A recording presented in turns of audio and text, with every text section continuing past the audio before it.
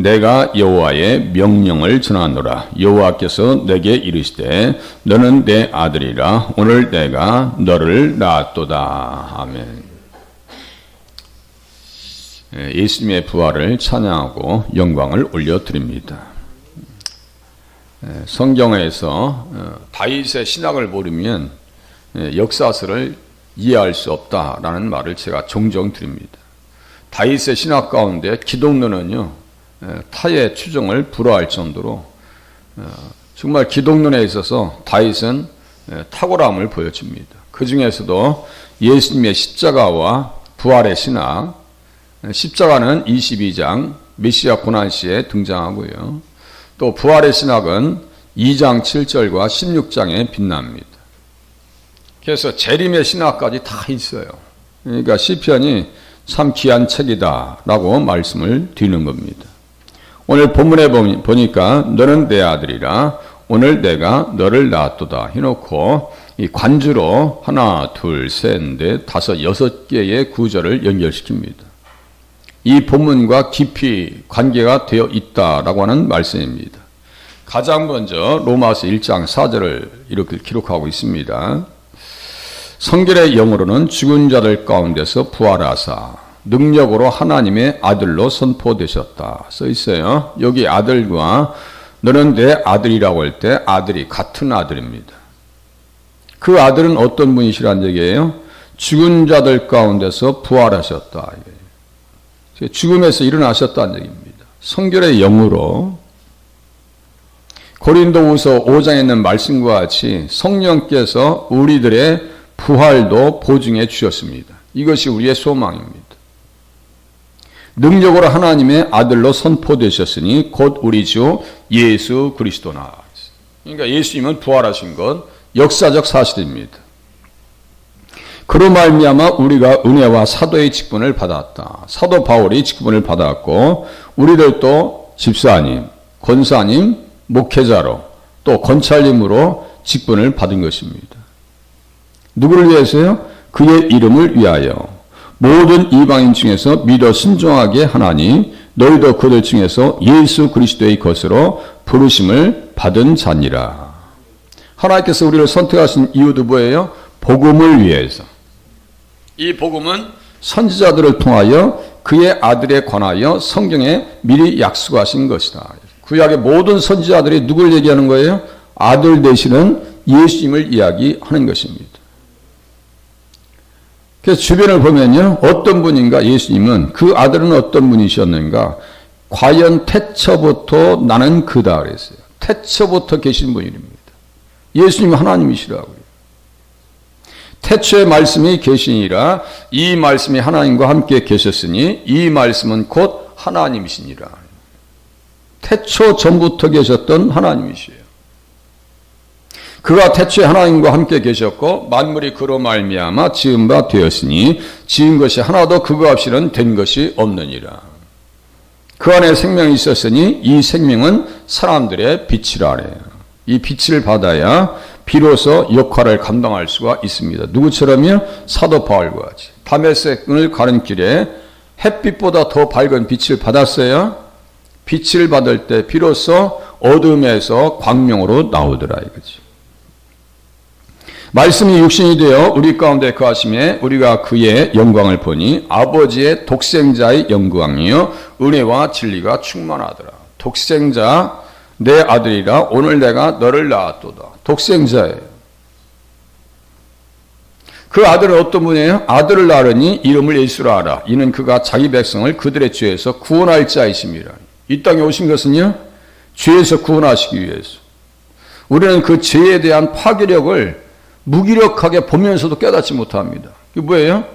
오늘도 죽으실 분이 있고 어제도 돌아가신 분이 있어요.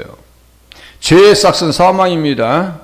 그 악연을 다 끊어버리시려고 이 땅에 오신 거예요. 죄에서 구원할 자이심이라 하니라. 이 모든 일이 된 것은 주께서 선지자로 하신 말씀을 이루려 하심이니 이르시되 보라 처녀가 잉태하여 아들을 낳을 것이요 그 아들이 내 아들이라 할 때 아들과 같은 분이에요. 그의 이름을 임마누엘이라 하리라 하셨으니 이를 번역한즉 하나님이 우리와 함께 계시다 함이라. 우리와 함께 하시려고 이 땅에 오셨습니다. 아들 되셔서 오신 것은 때가 참에 하나님의 약속하시고 언약하신 때가 참에 하나님이 그 아들을 보내사 여자에게 나게 하시고, 이 여자는 마리아, 창세기 3장 15절에 있는 여자의 후손할 때 그 여자, 처녀 같은 여자입니다. 여자에게 나게 하시고, 율법 아래 나게 하신 것은 율법 아래 있는 자들을 속량하시고 우리로 아들의 명분을 얻게 하려 하십니다. 자녀가 됐어요. 여긴 양자, 입양, 삼음입니다. 그래서 우리는 어떻게 하나님을 아버지라 부를 수 있는 것은 우리가 이미 어떤 은혜를 받은 거예요? 속량하심의 은혜를 받은 겁니다.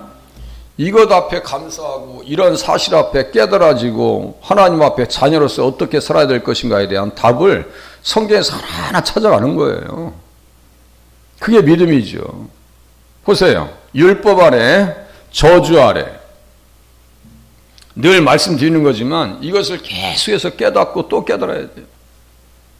율법 아래 나게 하셨어요. 속량하셨다고 하는 것은 여기 엑사고라주라고 써 있는데요.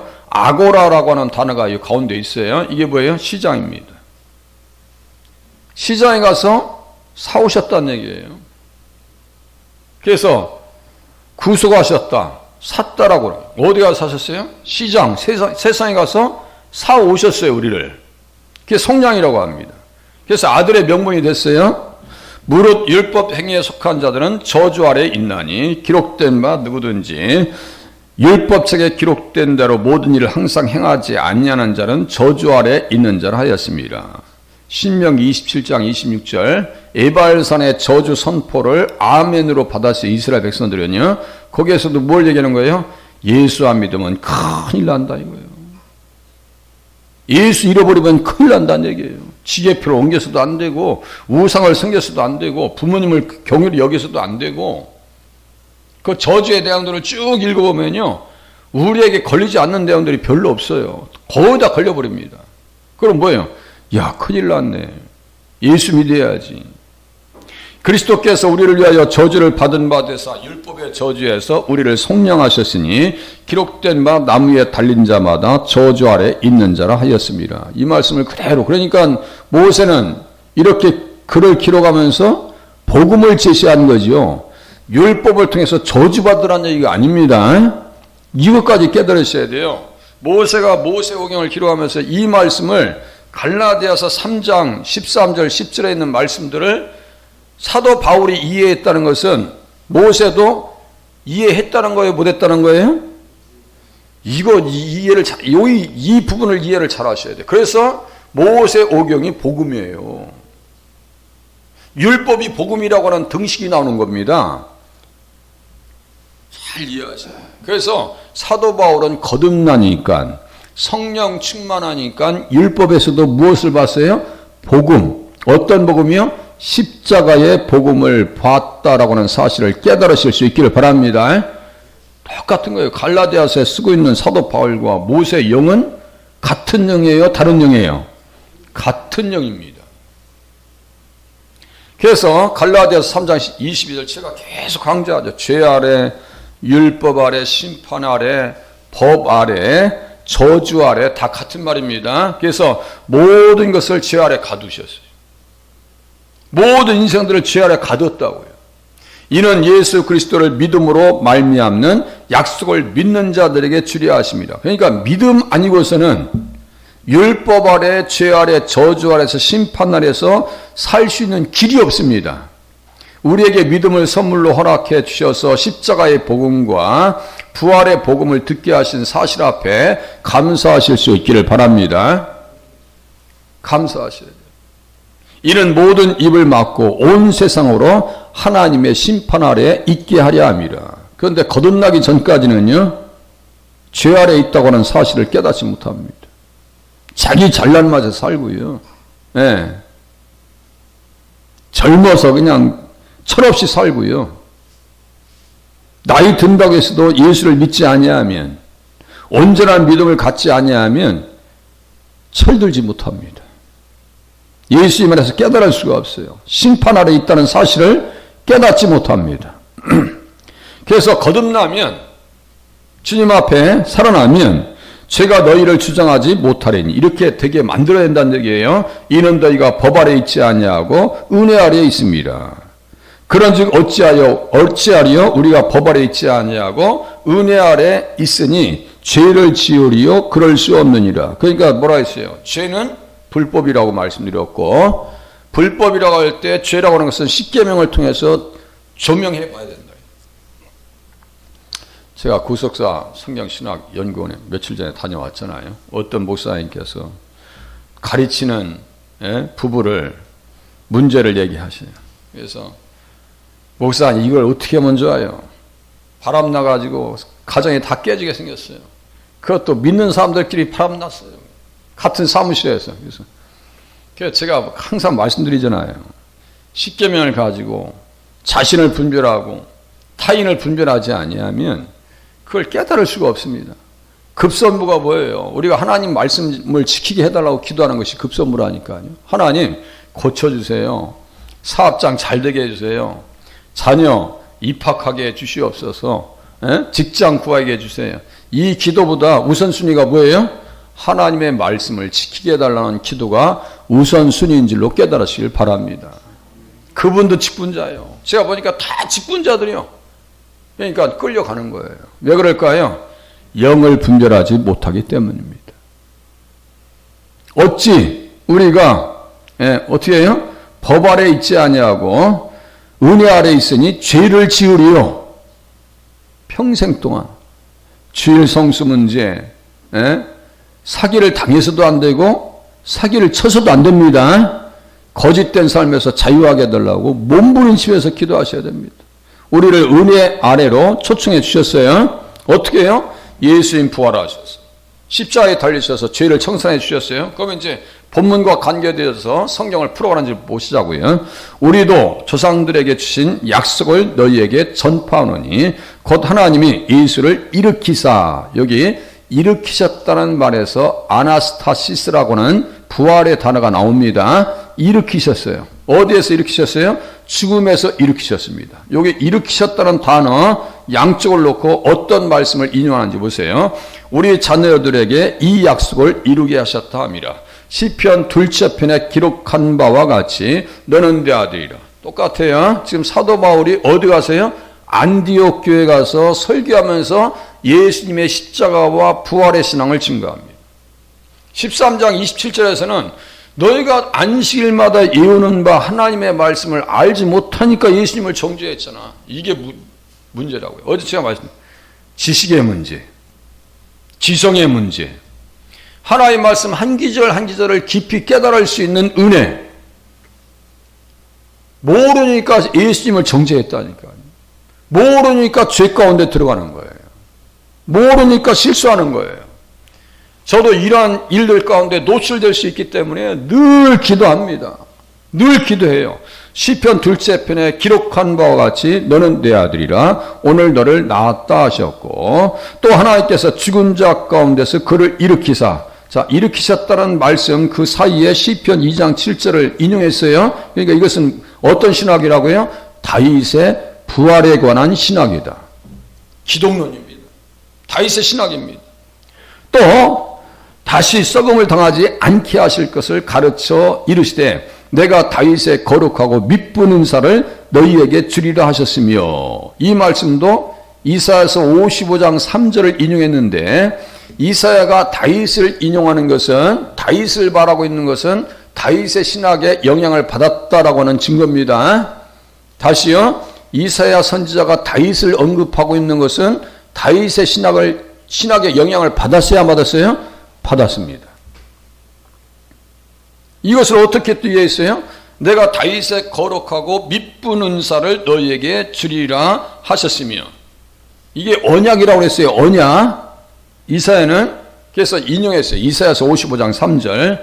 들어야 산다고요. 들어야 영원히 삽니다. 들어야 사는 거예요. 또 다른 시편에 이르실 때 주의 거룩한 자로 썩음을 당하지 않게 하시리라 하셨느니라. 제가 서두에 말씀드렸어요. 다윗의 십자가 신학과 부활의 신학이 시편 2장, 22장, 16장에 나타납니다. 16장 10절에 인용된 구절입니다. 그러므로 우리는 어떻게 살아야 돼요? 일어나야죠. 어떻게 일어나라고 써 있어요? 이제 내용을 봅니다. 그러므로 이르시기를 잠자는 자여 깨어서 죽은 자들 가운데서 일어나라 그랬어요. 일어나셔야 됩니다. 일어나셔서 잘 오셨어요. 피곤한데도.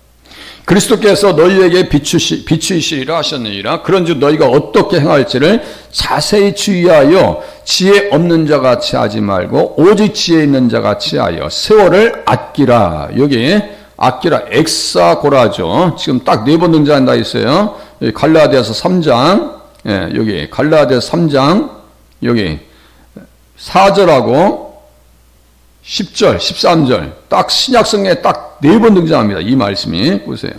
그러면서 어떻게 했어요? 세월을 아끼라. 예수 믿으시는 분들이 어디 카페 같은 데 가서 시간을 때운다든가 그러면요, 정말 그게 죄요. 그거 아니에요? 이 아끼라는 게 뭐예요? 엑사고라죠. 사다, 기회를 선영하다는 얘기예요. 내가 하나님 앞에 헌신해야 될 시간들을 남용하는 것은 죄라고요. 이것도 죄라니까요. 때가 악하니라. 그러므로 어리석은 자가 되지 말고 오직 주의 뜻이 무엇인가 이해하라. 여러분들 이 말씀 다 이해하고 삶으로 반영할 것 같아요? 한계가 있습니다. 그래서 기도하셔야 되는 거예요.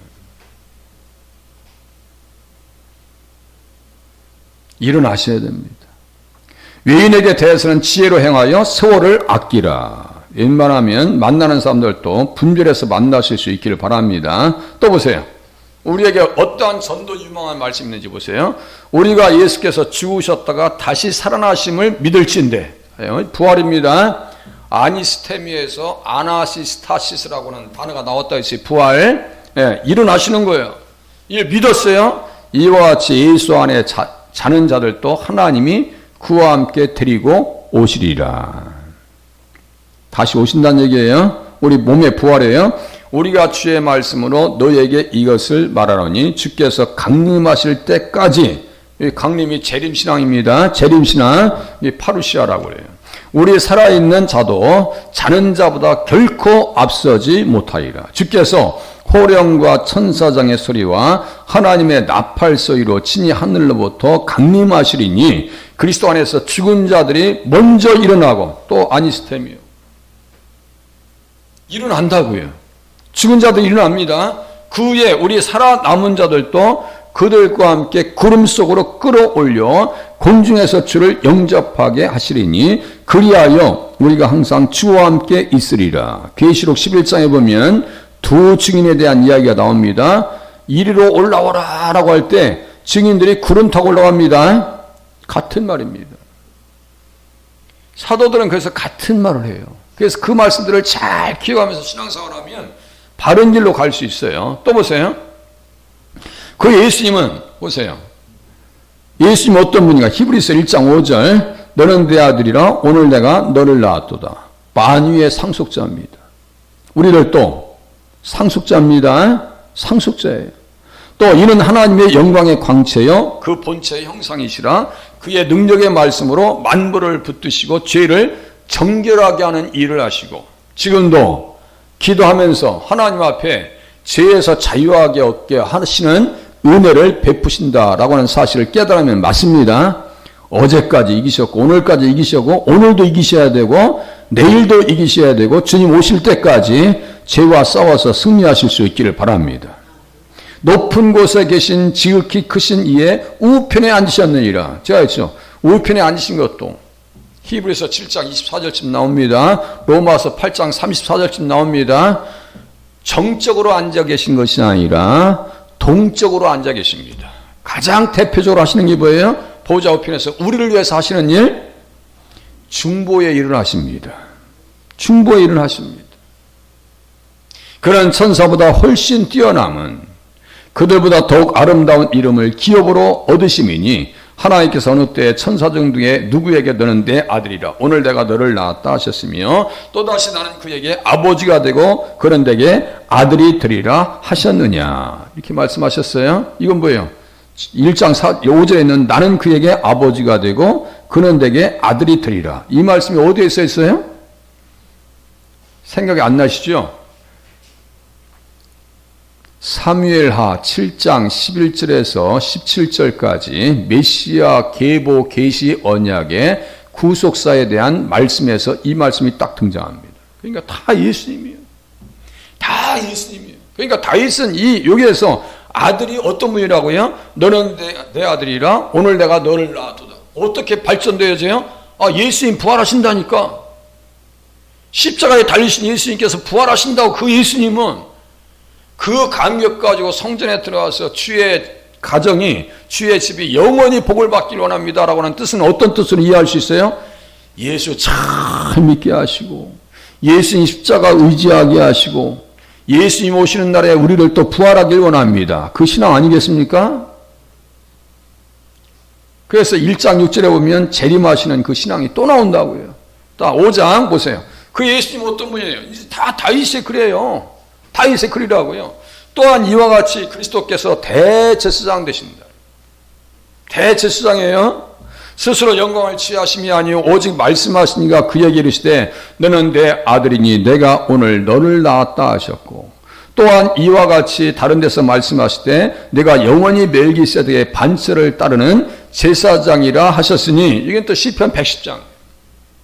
그러니까 다윗의 신학은 그냥 일반적인 신학이 아니에요. 대제사장으로서 우리를 위해서 어떻게 기도하셨어요? 생명을 걸고 기도하셨습니다. 이제 보세요. 5장 7절. 그는 육체에 계실 때 자기를 죽음에서 능히 구원하실 이에게 심한 통곡과 눈물로 간구와 소원을 올렸고 그의 경건하심으로 말미암아 들으심을 얻었느니라. 기도하시는 예수님. 그가 아들이시면서도 받으신 고난으로 순종함을 배우셨어요. 온전하게 되셨은즉 자기에게 순종하는 모든 자에게 영원한 구원의 근원이 되시고, 하나님께서 멜기세덱의 반차를 따른 대제사장이라 칭하심을 받으셨느니라. 예수님은 왕이시요 대제사장이시며 우리에게 선지자로서 말씀을 가르쳐 주신 분입니다. 두 구절만 더 보고 끝낼게요. 자, 그래서 그분은 어떤 분이라고요? 하나님께서 기뻐하시는 아들이셨습니다. 하늘로부터 소리가 있어요. 말씀하시되 이는 내 사랑하는 아들이요 내 기뻐하는 자라 하시니라. 좀 우스갯소리로 이거. 가정에서 못난 아들을 목회자 시키려고 해요. 옛날에 보면 가장 똑똑한 아들은 의사하고 검사나 판사시키고 싶죠. 근데 하나님께서는 가장 기뻐하시는 독생자를 우리를 위해서 주셨습니다. 감사하셔야 돼요. 또 17장 이는 내 사랑하는 아들이요 내 기뻐하는 자라. 이 아들이 똑같아요. 지금 아들, 하나님께서 가장 기뻐하는 아들을 우리에게 주셨습니다. 그럼 우리는 어떻게 되어져야 돼요? 기뻐하는 신앙, 하나님께서 받으시는 신앙을 생활을 하셔야 됩니다. 또 보세요. 별세하실 것을 말하였어요. 이 십자가입니다. 이 십자가예요. 엑소더스. 그러니까 하나님 오늘도 십자가를 의지해서 부활하신 주님을 마음껏 찬양하고 가슴에서 깨달아지고 삶으로 응답하게 주시옵소서. 기도하시다가 돌아가실 수 있기를 바랍니다. 기도합니다.